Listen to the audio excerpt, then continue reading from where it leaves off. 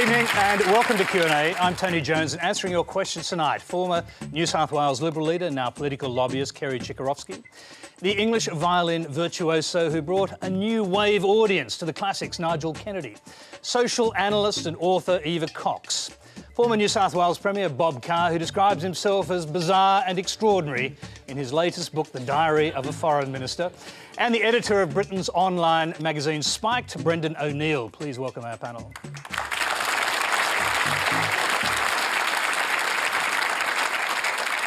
Now, as usual, being simulcast on ABC News 24 and News Radio, you can join the Twitter conversation or send a question via Twitter using the Quanda hashtag on your screen.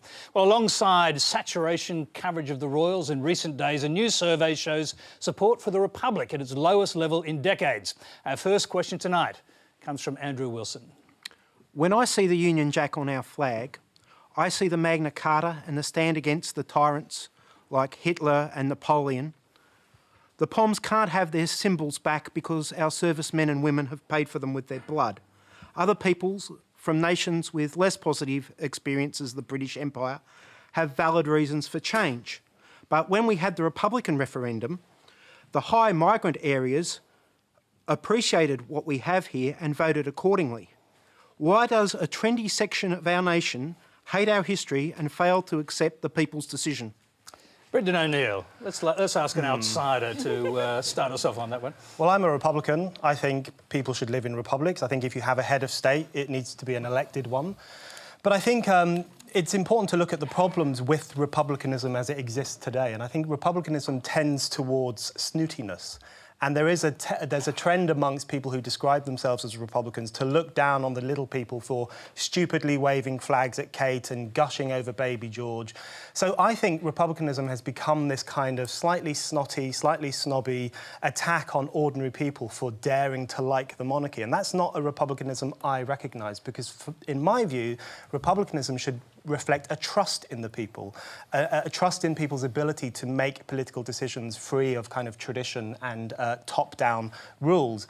But so I think... Can I just interrupt there? No snootiness in the monarchy and the aristocracy in Great Britain? Is that what you're saying? No, but it's only on the other side. I think, no, there is certainly snootiness there as well, but I think lots of people are actually drawn to the monarchy today, not because they are die-hard monarchists and not because they want to be ruled by this baby in the future, but because they're really annoyed by politicians. They're anti-political. I think the royal family is popular by default these days. It's because people no longer trust politicians to make genuine good decisions. So they see these other people and they say, OK, we'll invest some hope in them. They're popular by default. It's not a groundswell of monarchism.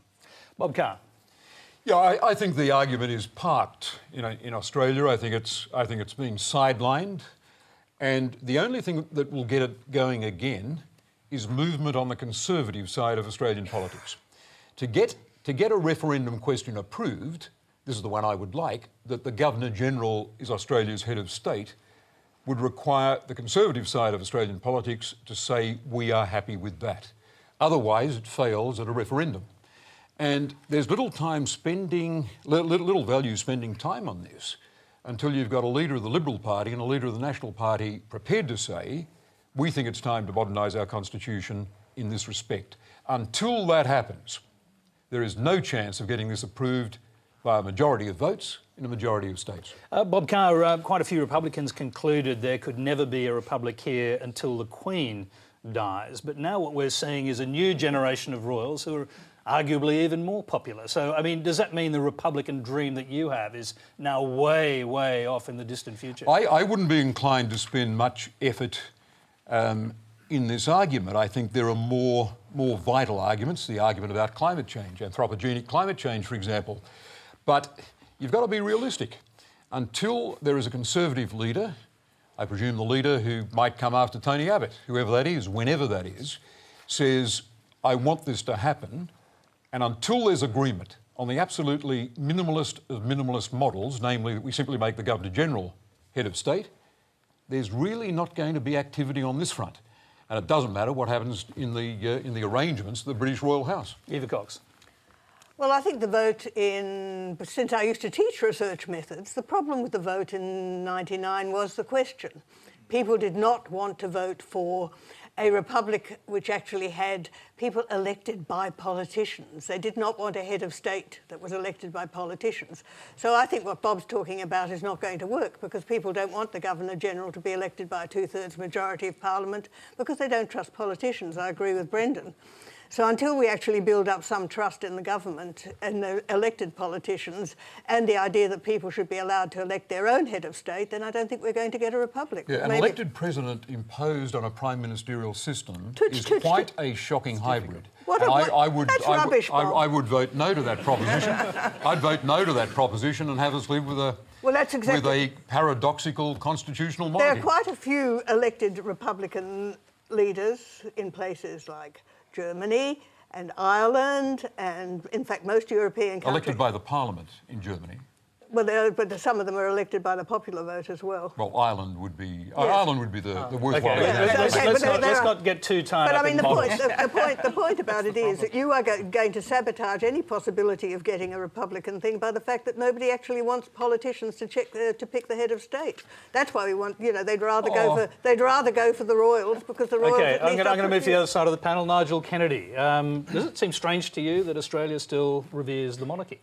I think it's very amusing to see the head of the Queen on your coins, But it's Andrew, yeah? Maybe you've got a little bit biased because you've got a name in common, but I think they're a real decent family of people doing a job which no one would really choose to be born into. As far as my political convictions are concerned, I'm a devout socialist, but I would love to see Prince Charles as the Prime Minister of England, because he has no financial interest, nothing to gain. It's maybe a good argument for having a non-partisan decision-maker who's above the graft and the corruption which one finds normally in politics. So, I would be very happy. I would be It's going to be a long night. Where do we start with him? Kerry Chikarovski, let's see you. Well, I'll just ignore that last bit for a minute. Baby. But look, in relation to the Republic, I think what's happened is, you're right, Tony. My father's generation, my mother and father's generation had the Queen, and everybody revered the Queen. I mean, there's no doubt that generation in large measure did. The younger generation now have Will and Kate, and George is breaking hearts all over Australia, I'm told, according to the popular press. My generation got Charles and Camilla. And you go, honestly, do we really want someone of that ilk to be our head of state? How does a baby break hearts, by the way? Oh, look, I've got to tell you, every... Are they just projecting into the future? And it wouldn't be this audience. No, it wouldn't be this... No, it's not this audience, I'm sure. But, every 30-year-old woman who hasn't had a baby out there is looking at that little boy going, oh, I want one just like that. He's so cute. So he is breaking those hearts, not the younger ones yet. He's a bit young for that, Tony, a bit young for that. I think I had a question. Do you want to get back in there, Andrew? I'm just saying, I take Nigel's point, but I wasn't arguing for an absolute monarchy. I think it's sort of dangerous to have your royal family elected to the position of Prime Minister. I'm not in favour of merging them at all, though Mr Carr might disagree with me. OK, now we'll take that as a comment and move on. You're watching Q&A. The next question comes from Greg Weiss. My question is to Bob Carr. In your previous book, My Reading Life, you praised the Jewish Holocaust survivor Primo Levi. Primo Levi's family, along with 6 million Jews, were murdered while waiting for the world to speak up on their behalf. None did. That's why the Jewish people have been forced to and opted to have their own lobby groups, as no one lobbied on their behalf. What is the problem then with a Jewish lobby group? I see no difference between it pushing for its own case any more than a gay lobby group fighting for gay rights, or the grocery lobbies group arguing for its interest, or any other group. Why single out the Jewish lobby group from any other one? I agree with you completely. I've got no difficulty with a pro-Israel group. I didn't say a Jewish group, I said a pro-Israel group. Entirely legitimate that they press their case. I simply disagree with the hardline case they're pressing. And I don't believe it's in Australia's interest to adopt it. I don't believe it's in Israel's interest. It's certainly not in the interest of a peace, a two-state solution, peace in the Middle East. Two disagreements I have with the Melbourne-based right-wing pro-Israel lobby. They're differences I don't have with other groups of pro-Israel activists. The first difference is over settlements. You cannot get a two-state solution if we continue to see the increase in settlement numbers on the West Bank. Settlers have increased by 100% since the Oslo Accords, and they're being built deep inside the territory of what will one day be a Palestinian state. I asserted, after something of a battle within government, the story is told in my book, the right of Australian Foreign Minister, to criticise settlement activity, using, as it happens, the same moderate language that European foreign ministers, including William Hague, a Conservative foreign minister of the UK, used in addressing the settlement issue. Bob, can I just interrupt? Because the problem arises, I think, because you didn't use the same moderate language when describing the lobby. You called them extreme right wing. You said they had a very unhealthy influence on the Prime Minister. So I've got to ask you the obvious question. Do you not think that Julia Gillard was able to make up her own mind? Well, the story is really told in those pages. It'd take a bit of time. It'd take a bit of time to go through it now, but I'm very happy to do it. But you could actually answer that particular question. Well, let me answer it. Okay. I was arguing, as Foreign Minister of Australia, that when there was a new burst of settlement activity announced by the Israeli government for the West Bank, that is, Israeli settlers crowding out what is going to be a future Palestinian state, that Australia should speak up against that, using the same language that Europeans are using, and language not much that different from what was being used in Washington. And I was told that I couldn't use that language as Foreign Minister of Australia. Specifically by the Prime Minister? Yes, specifically by her office. And I thought that was not in Australia's interest. But you see, here's my point, and this is where I'm in full agreement with liberal Jewish activists, liberal supporters of the State of Israel. And that is this. If there is no two-state solution, and if those settlements keep on growing, Israel is left managing a large and growing Arab population into the future, indefinitely. And as former Prime Ministers of Israel, Barak and Olmert, have said, that is going to leave Israel isolated in the eyes of the world. I've got enormous sympathy with the people of the State of Israel. I've supported them. I set up Labour Friends of Israel in the 1970s. I engaged in dialogue with Palestinians, telling them to sit down and talk to the Israelis. I was the first on my feet to say that Israel had a right to defend itself after the rocket attacks from Gaza. So, Bob Carr, I'm going to interrupt just to get you to answer that specific question. Do you not think Julia Gillard was independent enough to make up her own mind about these issues? Because you make her sound like a puppet under sinister influence. No, not sinister. I said at the outset that any group is entitled to lobby. Extreme right wing, I think was the expression you used. The group is Likud aligned. I've got a dialogue with other pro-Israeli groups that have got a view akin to those of those two Israeli former prime ministers, Barak and Olmert, and I've got affinity with them. I think they put a stronger case. Sure, but let me just ask the question again.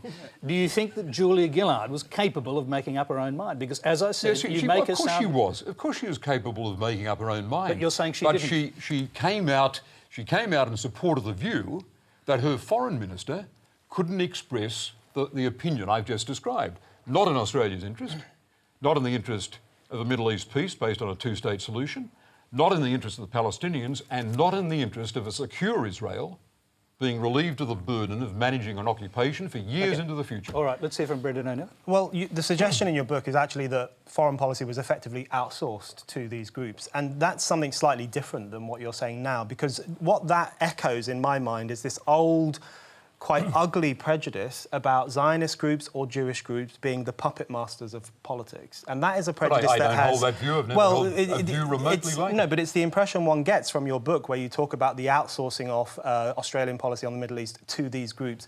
And there are a lot of lobby groups in the world. They lobby on all sorts of issues, but it's always the Jewish lobby or the Israel lobby that is depicted as being particularly sinister, blackmailing politicians, controlling politicians, making politicians fall at their feet. And I think there's a real double standard on Israel at the moment. Not only is their lobby group treated as uglier than every other lobby group, but also Israeli artists are the only ones who are generally boycotted by trendy Westerners. Israeli academics are boycotted, whereas other academics from very authoritarian countries are not. There is a real double standard in Western discussions about Israel at the moment, and I think that does come across in some of your commentary on these groups. And what I would say is I come from a continent where there is a long history of blaming Jewish or Israeli groups when political things don't go your way. There's a long history of that, and it's an ugly history. And I would just say, if you failed to convince Julia Gillard to go with your view of what happened to the Middle East, that's your fault. Don't blame these lobby groups. OK, I'm going to... Bob, I will get you to respond. I will get you to respond, but I'd like to hear from other panellists first. So, Eva Cox. Well, I think, the problem here is that we're making a huge fuss about something which was a probably badly framed comment.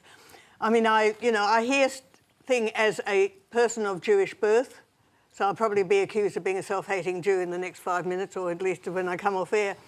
I mean, Israel behaves extremely badly and deserves to be criticised sometimes in terms of the fact that it does not act in an appropriate way in relation to some things, despite the fact that all of those things are happening. And if you're worried about things, go and see the film Hannah Arendt to find out you probably didn't like her stuff either.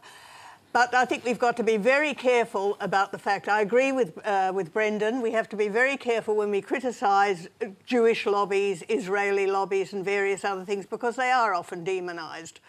But I think the point about this thing is that we actually need to be able to discuss this without various Jewish groups jumping up and down because Bob says something that's a bit insulting and other groups jumping up and down. I mean, it becomes a huge issue. I mean, when the Foreign Minister of Australia says something nasty to the Prime Minister of Australia, it's not going to solve the Middle Eastern problem. So can we please shut up and let people sort of try and work out how they do it? Because otherwise we end up with silly arguments like this. A short response, because we've got another question on this topic. I think there's a different strategy, a much more constructive one, for the Melbourne-based, Likud-aligned Israel lobby. And that is to accept that there will be a difference over settlement policy, to accept that there will be a difference about how we vote in the UN on Palestinian status. I was proud that we didn't block their bid. But I happen to be a strong opponent of boycott, divestment and sanctions against Israel. Strong opponent. And there is a fruitful dialogue to be had here to see that a long-time supporter of Israel, like me, an opponent of sanctions, has a continuing dialogue with even the right-wing groups who support Israel. I'm going to move on to our next question and then bring in the rest of the panel. Jessie Chu. Nelson Mandela famously said that our freedom will be incomplete without the freedom of the Palestinians. I believe that what is occurring to them is a direct violation of the most fundamental human rights. However, I've noticed that my views are often deemed pro-Palestinian and retaliated against and labelled anti-Semitic by those on the other side. How can a logical dialogue even begin when the belief in the equality of all humans is met with such aggressive defensiveness? Nigel Kennedy, start with you. Well, it's quite close to my heart, this subject as well, having had a long-term Palestinian girlfriend when I was a teenager, and I couldn't believe the stories she was telling me. And having been to Palestine and played with Palestinian musicians, I think if we're talking about boycotts, we might think about how many Palestinian musicians get to play all over the world or in what is known as Israel itself. You know, Palestinian meetings and cultural gatherings are frequently broken up by the police. Women are dying trying to give childbirth, getting across the checkpoint because they haven't got a pass for the particular day. And I really think that a cultural and sporting boycott is the only way to make any difference with this issue, because then the world will take notice and the publicity machine which portrays Palestinian people as terrorists will be slightly frustrated. Palestinian people are wonderfully cultivated people in the same way that everybody from the Middle East is.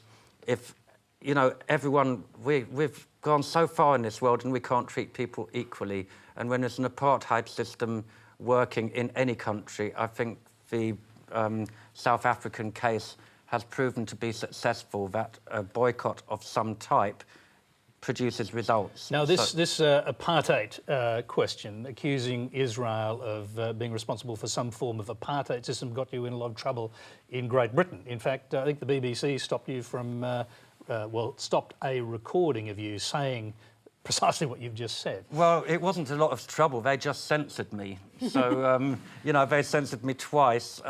Once in the concept programme brochure where I wrote something along the same lines, which was really just some very simple words saying, look, when we don't have an apartheid situation, all the musicians were equal on the stage.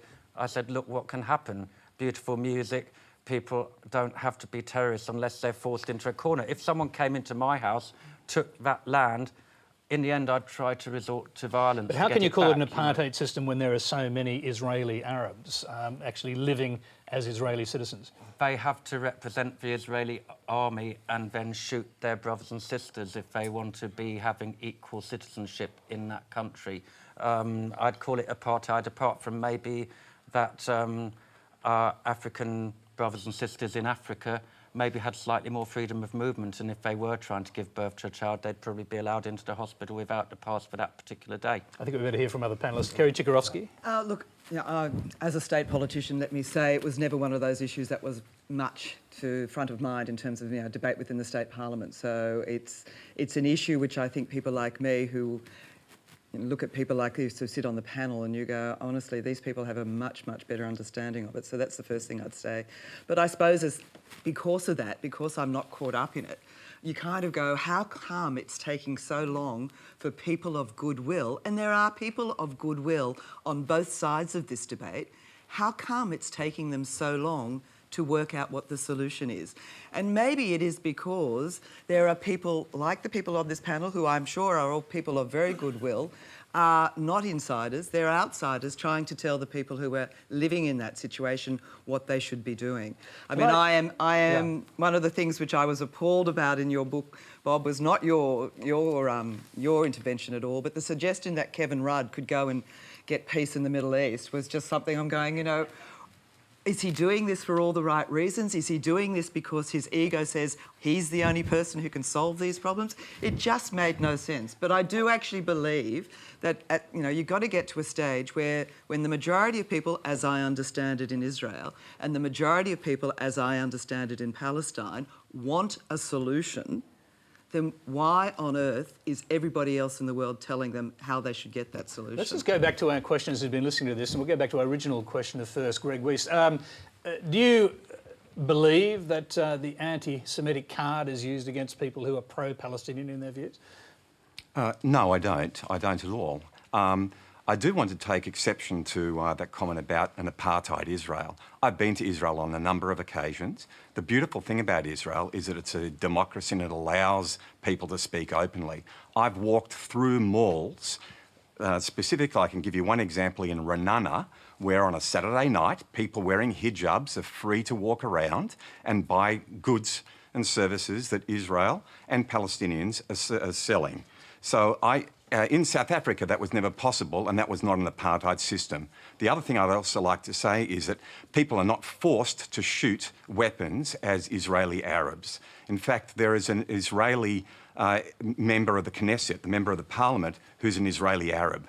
And he helps to balance the views and he helps to represent Arabs very well as the state of Israel. OK, I'm just going to bring our other questioner, Jesse, back in. Listening to this, do you have any thoughts? I mean, you talked about the card being played, the anti-Semitic card. Are you saying it's happened to you? Yes. So I've sort of, as a reaction, sort of timid to speak my views, as a response. Let's go to Eva Cox. Go ahead. I mean, it gets used to me. I mean, you know, I'm a refugee from Hitler. I've got the whole background and things there. I think what we see here, and I take up Kerry's point very much so, is people line up trying to prove who's right and who's wrong. I think it's time that we actually tried to solve it by working out some sort of compromise or some sort of thing like that. I mean, never mind Kevin Rudd, Tony Blair went to fix the things in the Middle East. We need to actually stop... Equally successfully, obviously. Equally successfully, yes. I just think we need to get... shouldn't have stopped off at that ranch in Texas or wherever it was.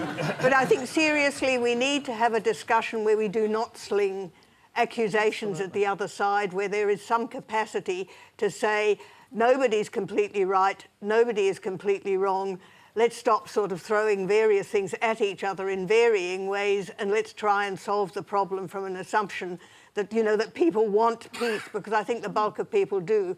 But at the moment, there's a lot of people on both sides. I mean, I happen to not support the BDS thing because I think it actually silences people who are concerned about it, and I'm concerned about that sort of thing. But I'll probably now be accused by the left of being pro-Semitic, and I'll be accused by the right of being anti-Semitic. So I'm not too sure how the hell I go into it. But I think that is a very good example. All right, Brendan and O'Neill's trying to jump in here. Yeah. Then I think we'll wind this. I think part of the when conversation. you know, Nigel talks about being censored by the BBC, but now you know what it feels like to be an Israeli academic or an Israeli artist or an Israeli actor. Palestinian academic. Because when they come to Britain to do Israeli performances, they are jeered off stage, they are booed off stage. An Israeli violinist was booed out of the proms. So that is what the BDS is about. It's about censoring Israeli voices, and it's a very authoritarian approach. I don't think people who criticise Israel are anti-Semitic at all, but I am concerned about the way in which criticising Israel has become the most trendy, fashionable cause amongst every lefty in the West, above everything else. And it's people are now define themselves through their loathing of Israel. You're basically not allowed into polite society these days unless you are a, you know, signed-up critic of Israel. And that, I think, is damaging because it imbues the conflict in the Middle East with this kind of great Western kind of culture war. It turns an ordinary war into a culture war. It entrenches both sides, and it makes a solution actually more difficult. You probably want to respond to that. I would like to see more Palestinian artists getting a chance to perform all around the world. So would we all, but that's not the point. Then, well, I think it is a point if one singles out the problem for Israeli artists being able to perform all around the world, then there's a parallel there. Yeah. Everyone's got equal rights. Okay, let's keep working for a two-state solution. We know the lineaments of this solution. We could write Bob, on the back of an envelope. The problem this evening, you could so write, can you you could please write on the stop back of an banging on envelope about what it? it's going to do. I mean, Oh dear. Okay. It is time to move along, however. Our next question is a video. It's from Lee Wilmot in McMaster's Beach, New South Wales. Since the last election, I have had the nauseating experience of sitting back and watching politicians lie, then lie about their lies, break promises, and confabulate such stories about the broken promises. I've watched such periods of amnesia with people before ICAC. I think they need a brain scan. Why do politicians hold Australian people in such contempt as to believe that we will accept every bit of crud they say? And who do politicians believe they serve? Themselves, the party, or the people who elected them? Okay, let's go to Bob Carr, most recently a politician. I won't analyse the past. Let me make this suggestion for a way forward in New South Wales. Both John Robertson, the Labor leader, and the new Premier Mike Baird have spoken about their plans for reform. They want to change the system. They've each got ideas about more transparency, more oversight. Here's my suggestion, a modest proposal, and that is that the two sides get together. The one thing that could turn around assessments like that would be an indication in the State House that both the opposition and the government were submitting proposals to the Parliament to address the abuses that have been exposed in ICAC. They wouldn't be arguing about who had contributed more than the other. They wouldn't be arguing about whether one plan for transparency is stronger or more robust than the other. Their focus would all be on seeing that it would be impossible for an ordinary voter to be forced to express the despair and cynicism we've just heard expressed. Is there something we could do to help their memories when they finally appear before these kind of tribunals? You'd have to go to another authority. I imagine that when this happens, they've got legal advice that they ought to be... You're thinking of the Synodinus performance. Well, I think the questioner was thinking about a series of performances before the ICAC where people find trouble remembering things that happened when they were in authority. Yeah, well, some of those performances do stretch one's credulity. There's no doubt about that. Kerry, Chikarovski, just on that score, Barry O'Farrell's performance. Look, I've known Barry for a lot of years, 20-odd years, and when Barry stood in the ICAC box and said that he did not remember receiving a bottle of wine, I absolutely believe that that's what he thought at the time. I know Barry, and I know there's a lot of people here who'll say otherwise, but, the man said it with such conviction. He walked out of the ICAC into a press conference and, again, said it with such conviction. And if he had any inkling that he had actually done that, do we think that he would have been as strong as he was? He knew there'd been a phone call. They'd already told him there'd been a phone call, so he knew that. So, and the other thing is, he'd been told a couple of weeks before or he'd been asked a few weeks before by the Telegraph. I think that Barry, when he said that he had a massive memory lapse, genuinely had a massive memory lapse. And I know a lot of people don't believe that, but I absolutely, in my heart of hearts, believe that the man was telling the truth. Now, Kerry, the consequence... Let me talk about the consequence. It's just someone had their hand up, they threw their hand up, and I'd just like to hear from them.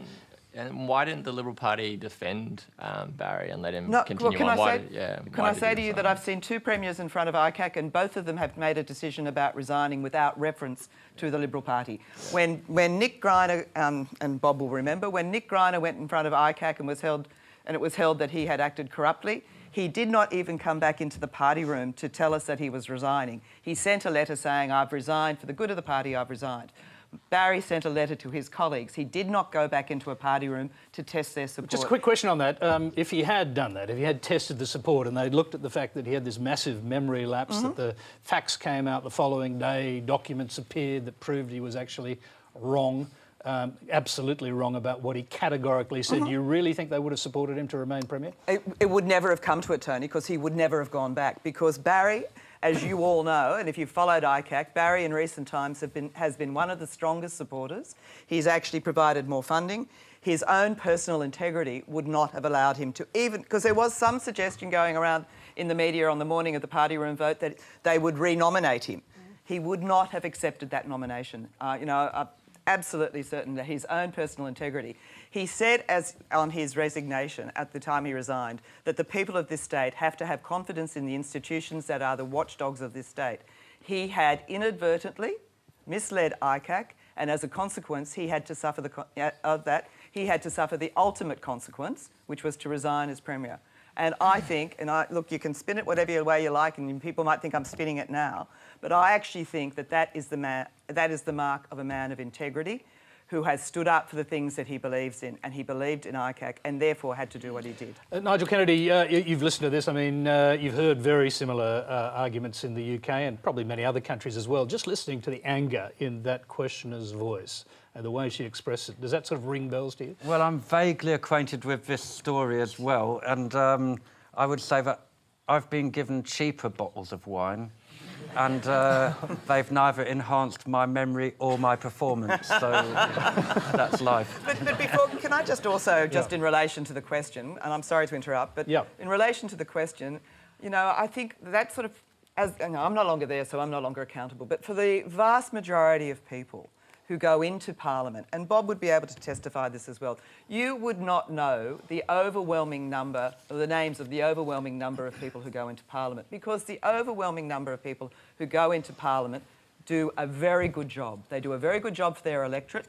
They do a very good job for their constituencies. If they get to be ministers, overwhelmingly, whether you like their politics or not, they are working in the best interests of their constituencies as they see it. Until in some cases, they get caught. No. And that implies that a lot of them are doing things that I they'll said get in caught. some And cases, I will not accept... I said some highly publicised cases. Eddie Obeid was a minister. We know that for sure. You have a former minister in the Liberal Party who's about to be scrutinised in the absolutely. ICAC. And again, as Mike Baird, the new Premier, said the other day, he believes in the institutions of the ICAC. Those who do the wrong thing deserve to be caught, and I accept that. But can I please, and I know this sounds like a plea that most people can't, really don't want to accept out there, can I absolutely implore the people of Australia, the people of New South Wales, the people watching this program, to believe that the overwhelming majority of politicians are working in your best interest. OK, we've got another question on this, and it's we can bring in the other panellists after. That's Erin Chu.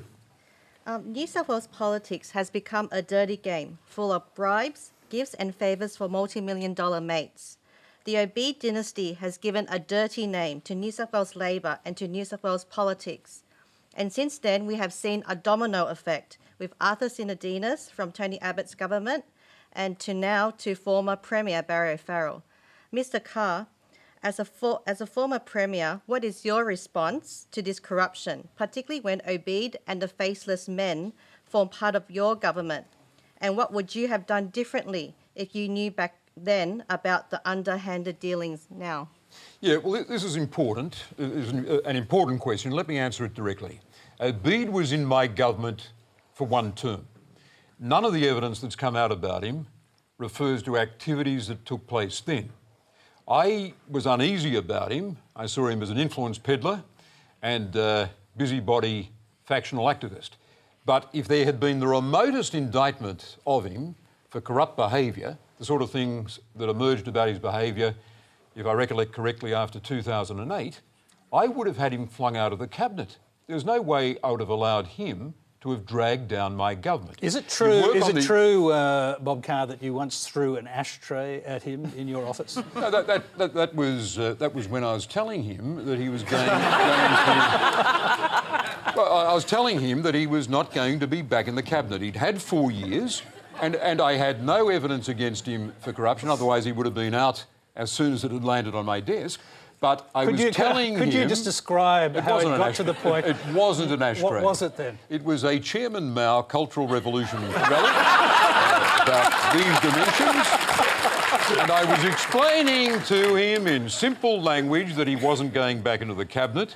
And for an hour, the day after the 2003 election, for an hour he went on and on. His voice was like a chainsaw, pleading that this would be an assault on, wait for it, his honour and his reputation. Did he throw it back? In despair. There's still a dent in the Premier's bookcase, I assure you. Brendan, you've been listening to this, and I'm going to bring the other panellists as well, but your thoughts? I'm torn on this issue, because on the one hand, it's obviously true that if wealthy people have a lot of influence in politics, that can damage democracy. Because the ideal of democracy is one man, one vote, whether you are fantastically rich or ridiculously Women poor. have got the vote too. One person, one vote. It's just an old saying. That's the ideal. But so if people are buying political favours, that is a problem, and it raises questions about the nature of democracy. On the other hand, I am worried about the zealotry of the anti-corruption drive at the moment, where you have a situation where Barry O'Farrell was elected pretty convincingly by a large number of people, and then was ousted under pressure from one judge.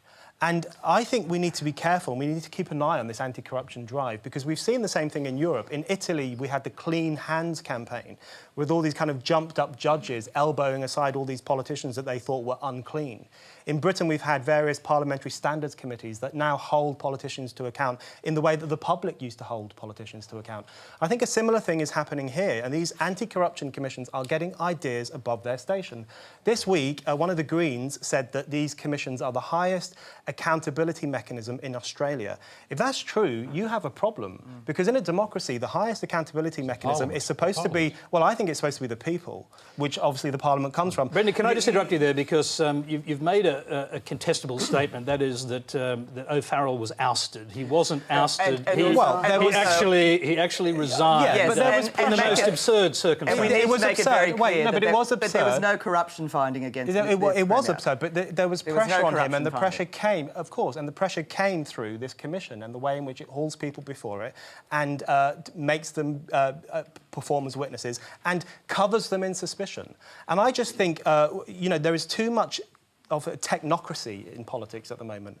Judges, in Australia, for example, there are too many human rights commissioners, there are too many judges, there are too many commissions. I think we need to scrape all that stuff away. And I think the problem with this anti-corruption drive that we are seeing in various Western democracies at the moment, it actually spreads suspicion about politicians. It stands as an advert. All politicians are corrupt. Don't trust them. Trust us, the judges. But there's I would rather live in a slightly dirty democracy than in a clean technocracy. And I'll tell you why. Because in the slightly dirty democracy, you can choose who rules you. You can get rid of Barry O'Farrell in the next election. Except isn't there an obvious problem there, which is you just don't know what's actually happening until someone pulls back the cover and shows you what's going on, and that's what the ICAC has. That's the role of the fourth moment. That's the role. Mount the case for the abolition of ICAC. The timing is not right. It's the right moment. But I would say that's the role of the fourth estate to uncover wrongdoings in politics. You don't have the same powers in the fourth estate that you might imagine. Can I hear from Eva Cox on this? I think what we're talking about here is a much longer standing and much more major problem. Most Western democracies at the moment are having a credibility problem because they're not quite sure where they're going and what they're doing. In Australia and in New South Wales for a very long time, there's always been a suspicion which goes back far further than this current government or even the former Labor government, about the fact that there is actually something nasty going on and things like that. We've forgotten to talk about ethics, we've forgotten to talk about honesty, we've forgotten to talk about the public good, we've forgotten to talk about the good society. All we talk about is crappy economics to the point where people think that the entire world is run on an economic thing. We have a huge set of distrust about the politicians. You look at all of the polls, it's been going down, down, down. I think it's something like 12% at the moment that think politicians are there doing the right thing there. You're not going to fix it with ICAC. ICAC is a symbol, not a cause. Okay. You're not going to fix it. I just think we need to actually start finding politicians who are actually care about what they're there for and change the political system sufficiently so that people can trust them. Just stop for a sec. That just plays to every single prejudice that we know about. The prejudices have a reason. The prejudices have a reason. But the reality is, and look, I'm sorry. The reality is that all the good stuff that Bob did. All the good stuff that Bob did. I can't remember the good stuff Bob did. I can remember all the good stuff. Tell her. Okay, sorry, I'm going to interrupt. I'm going to interrupt the whole panel. No, I'm sorry. I am vaguely in charge. Sorry. We've got a person in the audience who he's got his hand up, and I'd really quite like to go to him. Look, I'm just wondering how much damage will it do to our system of democracy if people who go before ICAC and who are viewed by the public generally as being so corrupt don't actually get to face punishment or face charges, whereas good people like Barry O'Farrell fall on their swords and Exactly. One question. Kerry, we'll just round it off with this, okay? Go ahead. No, and that's with your the comment. problem. The problem with something like an ICAC where a whole lot of corruption might be uncovered, and look, and I have no problem with, as I said, people who do the wrong thing deserve to be outed. But the problem is, at the end of the day, how you then translate that into an appropriate punishment. The brief goes to the DPP and he then has to decide whether there are criminal charges. Now, there haven't been a lot of successful prosecutions that have arisen out of an ICAC inquiry. But what we do need to do, and I absolutely agree with Eva on this, what we do need to do is we need to make sure that the people who go into that parliament do it as the majority of people do. They go in because they want to work for their communities, their states and their countries. Okay, all right. And you do get rid of the rotten apples. Thank you, no Kerry. problem with Thank you doing very that. much. We've got other questions to get to. You're watching Q&A. We're talking about the public good. The next question comes from Claire King. Recently, George Brandis said that it was deplorable that deniers were being excluded from the climate change debate. Does the panel think it would be ignorant and medieval, not to mention biased, to portray two sides of the argument equally when there is substantially more evidence for one side? Brendan, how are the deniers being excluded from the debate? How are the deniers being excluded from the debate? They've captured the debate in Australia. They've got enormous space. And the idea that climate change deniers are a persecuted minority when they've got the support of one of our daily newspapers, several of them in fact, and the support of the commercial airwaves is preposterous. Brendan O'Neill, you did the interview with George Brandis, so you better give us your take on this. Well, I think all the response to what he said has proved his point.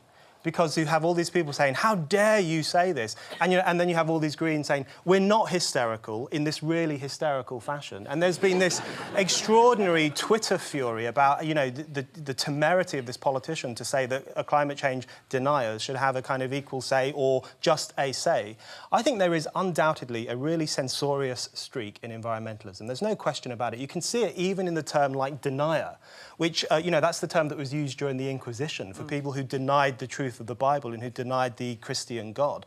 They were referred to as deniers of the truth. Now that's the term you hear in relation to people who question climate change, who question the science, or who question the politics. Well, they're often referred to as sceptics to be fair. It was striking that today in the Sydney Morning Herald there's a letter from someone at the Catholic University slamming these deniers. And I thought, here you go, history repeated as fast. The Catholics have gone from attacking the deniers of God to attacking the deniers of the eco-lobby. I think, in my view, environmentalism is naturally authoritarian. It has a naturally authoritarian streak because its motor is misanthropy. Its motor is that people can't be trusted. We're dirty, we're polluting, we leave huge eco-footprints. Therefore, its instinct is always to rein us in, to rein in our ambitions, to lower our horizons, to silence our criticisms. Can I just interrupt you just for a second, just to go back to George Brandis, and if you let us in on the context of this, because I did read at the beginning of the article, Brandis tells me over too much booze. And I was wondering if that might be a clue in any way as to the comments that he made. No, I had too much booze. He didn't have too much booze. He was perfectly rational. He spoke very well. What I have found really interesting, because in the interview he talks firstly about climate change deniers being demonised, which I think is true. He also quotes John Stuart Mill, he quotes Voltaire. There's been this hilarious response where people were saying, you know, who is this politician to quote John Stuart Mill? How, you know, it's so ridiculous to quote Voltaire. These are great thinkers. These are the people whose ideas are the foundations, in many ways, of the democracies that we live in. I think it's a positive sign that people are quoting them, and I think, in fact, if more politicians quoted to be honest with you, I haven't seen the backlash against those comments. Bob Carr. Yeah, the demonisation of environmentalists, I think, persuades me that on this program tonight, I'm in an alternative universe. The environmentalists I've met have been educated people who are concerned that nature is in retreat on this planet. And they haven't been fanatics.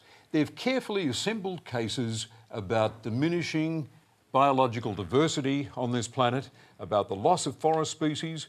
It has been science, and it has been pressed on governments. In my experience, I was an environment minister in Neville Wran's government, and I exulted in the saving of the rainforests of northern New South Wales, the 350 national parks that I was proud to create, the saving of the southeast forests, the saving of coastal wetlands, 40% of the coast in New South Wales in national park. What is wrong with this? What is wrong with this? These are great achievements because they're gifts to future generations, and they would not have happened without the voluntary conservation movement, the people who today are derided and despised as so-called environmentalists. All right. I'd wear environmental membership as a badge of honour. Let's hear from our other panellists. Eva Cox. I think this is a very good illustration of some of the problems we have with debates at the moment. You know, there's this idea that there's this thing called the left, which Brendan doesn't like very much, where I'd probably find myself on it with things. And then there's this thing called the right, and then there's the climate deniers, and then there's this, and then there's that. Everything gets divided into this bifurcated type stuff. You know, the ABC desperately scrabbles around to find another right-winger to put on something, you know, so that they can actually get a bit of balance and various other things, yeah. You know. And I just think the whole thing's absurd. We do not get a chance to argue the things properly because we're so busy slamming off at the other side. And I just think that that's part of an illustration of a situation where politics at the moment seems to be more about lining up with the colours behind your team than it is about talking about anything sensible. Eva, there's nothing wrong with debate. You're so holier than thou. I'm not saying there's anything wrong with debate. Don't misinterpret what I'm saying. I'm saying we need a debate, but we need an intelligent debate. What Unitarian church do we see you preaching in on Sundays? Oh, bullshit. Come on, don't start doing that. You know, I'm not talking about that. I think you're just being deeply insulting for the hell of it. No, you're a street fighter when it suits you. No, you just want to sell your book, so shut up for a minute. No. They're selling well. They're selling well enough. But what I am trying to say is that, you know, that at the moment I think it's extraordinarily hard to get much of a debate up about a decent debate in politics where we actually explore ideas and try and look for solutions.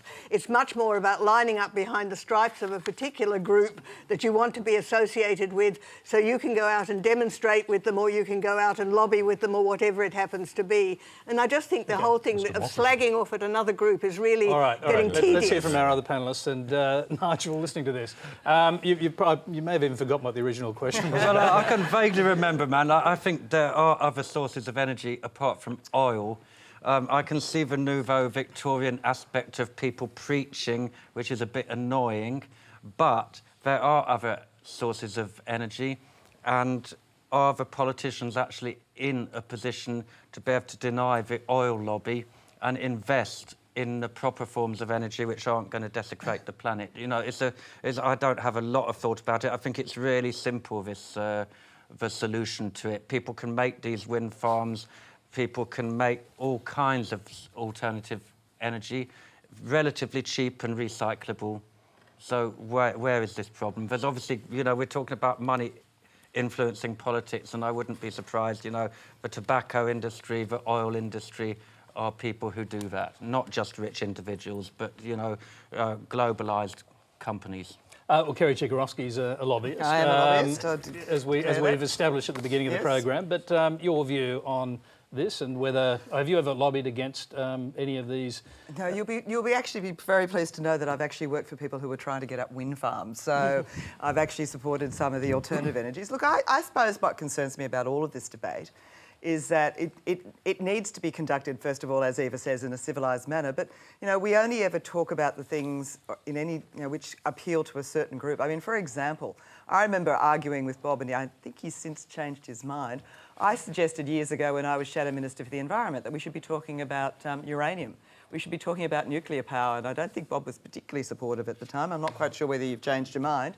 But, I mean, those sorts of things which I know amongst the green groups are not actually acceptable. But to be perfectly honest, Nigel, they'll provide much cleaner energy and much more of it than, you know, any number of wind farms or solar farms. Chernobyl and Fukushima are Okay, great I'm going to quickly go back to. The technology can be actually, you can make sure dump it in the bottom of the sea and wait for 50 years. Yeah. No. Quickly go back to. We're going to move point. on. We're nearly out of time. But Brendan O'Neill, I mean, I don't know whether you took exception to the fact of being. Someone who's accused of being against the left when, in fact, you've, I think, still identify as being a Marxist, isn't it? Yeah, I'm left-wing. I'm even more left-wing than you, Tony, if you can believe that. And environmentalism is a good example of. Well, I can, because if I were a Marxist like you, I would presumably believe that the workers control the means of production. The thing is that the environmentalism issue sums up the problem with the left these days. The left used to believe in economic growth and progress and a world of stuff and a world of plenty. You know, you think of the suffragette Sylvia Pankhurst, who said she wanted to make so much stuff that people wouldn't know what to do with it. The left used to have really big ambitions to create a really a futuristic, wonderful world. Now the left has kind of bought into the whole environmentalism thing, which is about reining in industry, reining in production, demonising consumers. I think environmentalism represents the end of the left, the defeat of the left's old ambitions, and its adoption of actually a quite conservative, romantic loathing of the modern world in favour of worshipping nature. Can I just ask one quick question before we move on? Are you the only self-professed Marxist who works as a columnist for News Limited? I'm actually a Marxist libertarian, so right, okay. That's so which I mainly say just to wind people up. But I'm a Marxist who believes in liberty. There are still some around. Okay, all right, time for one last question. This one comes from David Campbell. A question to all the panellists. Do the events of the death and resurrection of Jesus Christ, which lie at the heart of the Easter season, have any relevance to contemporary society 2,000 years after those events took place? Nigel Kennedy. No. I mean, no more than other great religious figures. I'm not really an expert on religion. I respect people who are religious. I envy them because I see it as a kind of absolution from responsibility to sort one's own problems out. And there's some greater authority up there which will sort everything out. But I really don't see the connection between the modern day and what you're talking about. What about these central philosophies spelled out in the Sermon on the Mount, for example? Love thy neighbour as yourself, turn the other cheek, blessed are the humble, for they will inherit the earth. Those kind of things, you're a socialist, aren't they socialist ideas? Those are socialist ideas, but there's also a lot of other stuff in any of these religious books which aren't quite so convenient for the human race to coexist. Kerry Chikarovski. Well, as a somewhat, or more than somewhat, a very lapsed Catholic, let me say that, you know, I didn't go to church this weekend, which is probably going to condemn me from to my grave. But I actually think that the religions in many ways can provide a very, very, very good base for the community. I mean, you know, these simple things like if we all obeyed the 10 Commandments, we wouldn't need all the laws that we've got nowadays. You know, you wouldn't have to be as worried about our moral and ethical guidelines if we actually all decided that we'd obey the 10 Commandments.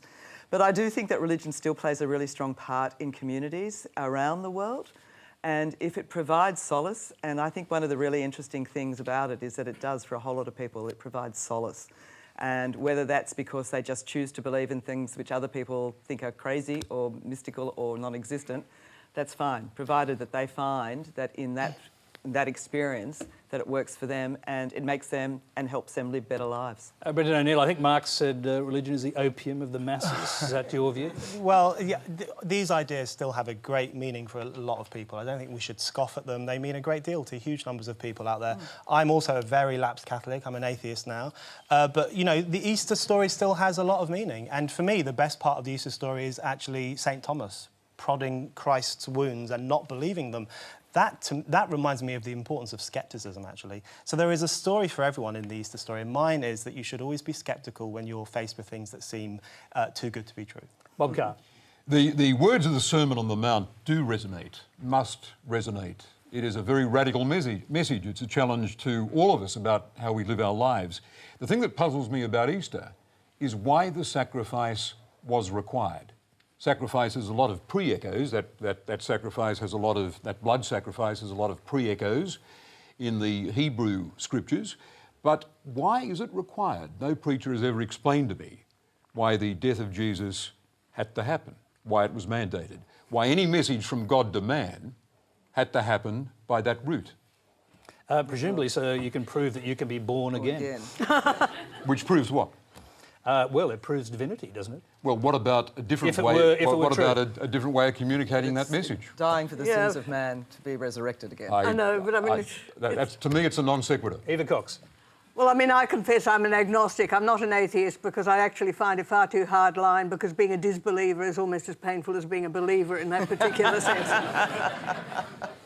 I have a lot of respect for people's desires to use the various religious beliefs and things like that, but I hope that they use them for good ends rather than bad ends, and I get very suspicious when some people use religion as an excuse for, A, not thinking about what they're doing because they're just obeying blindly. I don't like fundamentalisms that make people not think and make them go along. And I don't like the idea that we are not responsible for making our own decisions. I think it's actually very important we do. If you get some sense out of the Easter thing, which I must confess I share with Bob some confusion as to what the logic of it all is, I think that's fine. And I really like Easter music. It's fantastic being able to go along to churches. OK, that's what we have time for. Please thank our panel, Kerry Chikarovski, Nigel Kennedy, Eva Cox, Bob Carr, and our very own doubting Thomas, Brendan O'Neill. And Nigel, that's your cue. Next Monday, we'll be joined by the Minister for Communications, Malcolm Turnbull, the Shadow Minister for Human Services, Doug Cameron, Daily Telegraph opinion editor, Sarah Le Marquand, legendary British editor and broadcaster, Andrew Neil, and anarchist, writer and columnist, Van Badham. We'll leave you tonight with Nigel Kennedy playing Purplish Haze, inspired by Jimi Hendrix. And stay tuned for Late Line, where former chess master Garry Kasparov will be discussing his campaign for democracy in Putin's Russia. Until next week's Q&A, good night.